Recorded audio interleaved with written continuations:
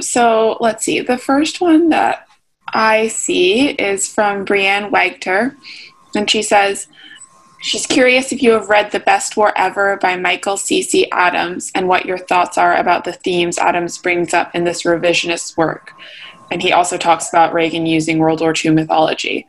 And then more generally, do you have specific primary sources or images or activities that would lead students to question historical memory or think about historiography?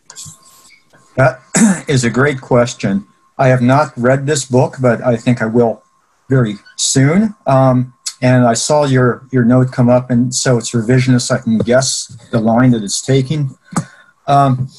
So I think that what your question raises here is there's a very thin line between respectful commemoration and mythology or hagiography, and turning the World War II generation into gods or saints, which they probably wouldn't want. We use the term heroes quite a bit, and every World War II veteran I've ever heard speak has said I wasn't a hero, is doing my job. And this humility is one of the endearing things about them, I think. Yes, what I was trying to get through in my presentation is that, so you mentioned that Adams' book references Reagan, and I think that Reagan was both sincerely patriotic. I think he meant every word he said about the boys who plant the hawk in 1984, and he was also very much a political animal, which you have to be president, and he knew exactly what he was doing with that speech. Which is to get a very big emotional response. This is the essential. This is distilled good war right at us. Okay, so if you go back and look at that speech, they go from being boys to men, to champions, to heroes who liberate a continent, defeat fascism, free the Jews from genocide. I mean, how can you argue against this? So I think that in recreating and repurposing history in terms of memory and using it for political purposes, there's probably always some mixed motives. One wants to commemorate, but as I said at the start, these are very political exercises in creating a monument, in having a commemorative ceremony, and that line is very thin and is very permeable. In terms of sources, when I teach, I tend to focus on the Japanese-American experience. I've been leaning heavily now into using the term incarceration the more I study about it, but you'll find internment or incarceration. This is the enormous racial injustice. I didn't have time to talk about the 442nd Regimental Combat Team, which gets a lot of attention. I'm just waiting for a movie to come out about it. And that's part of the good war narrative. And I think it's interesting that the 442nd, which is this all Japanese-American combat unit, heavily decorated, is used almost as a way to make up for or redeem or say, well, it was bad, but look what happened too, and they loved their country. And so these become very, very tricky balancing acts. So I use a lot with the Japanese-American camps, the internment or incarceration experience. There are tons of great sources on that, and we can communicate privately about that. I didn't provide an extensive list here. You may want to know about more about the 1995 Smithsonian exhibit that I referenced. There's a book of essays that came out shortly after the failed exhibit. It's called History Wars. It's a collection of essays by people who are on site from the Smithsonian, historians, an Air Force representative, which goes through the whole story of how the Smithsonian had a very ambitious goal of mounting an exhibit that was informed by the most recent scholarship, which had raised quite a lot of issues about were the bombs necessary and the human cost versus the political blowback that they received. And the Smithsonian was not the most politically adept institution. And in the face of, so memory is located in the political context. So in 1994, the Republicans took over Congress. This is Newt Gingrich as the Speaker of the House. And they threatened to cut off funding unless they came to heal, and the Smithsonian dropped the exhibit. So we can talk a whole lot more about sources privately if you want. I don't want to dominate the discussion, but thank you for the reference to the book. I will have to read that. Thank you. Yeah, and as a college student, we read History Wars in a class about historiography and memory, so I definitely can add my recommendation to that. This is from Richard Vanden Bosch. He asks, how do you think we can best tell the story of the Enola Gay? If you were in charge of some display, how do you believe we can best portray that? That is a great question, too. Thank you. I think I would do something along the lines of what the Smithsonian wanted to do in 1995, but was prevented from doing, which is I would put in heavy historical contextualization. So, and I've last year with the Friends of World War II took us out to that center. I saw the Enola Gay. It was awesome, and I really appreciate the opportunity.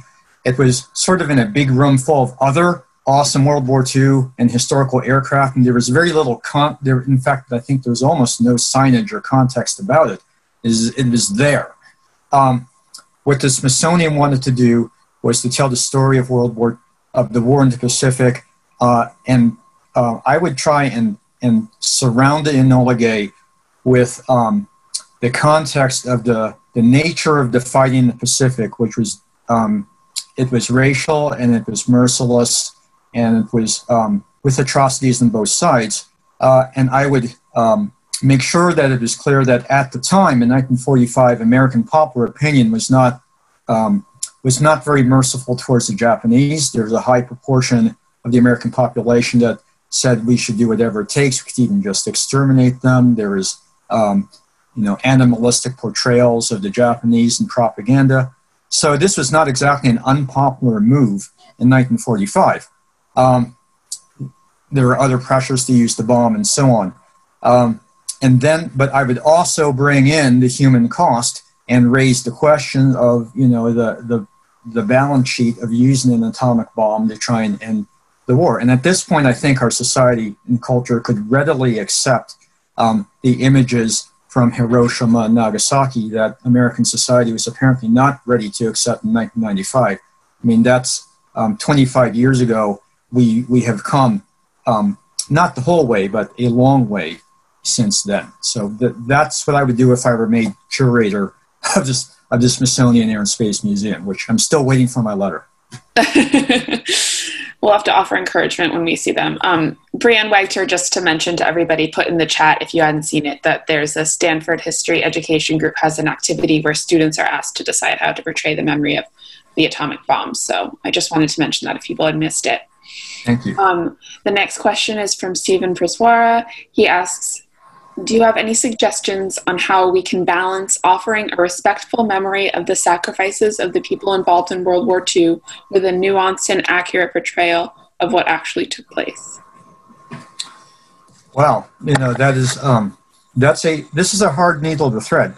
I think it might be useful to, I'm not sure what grade level you teach at, to offer some sort of explanation that what I was trying to do at the start, which made me go over time, which is that, when we talk about remembering that this is a social act and it's a political act, and so that, there's more than one memory, I think would be good to do.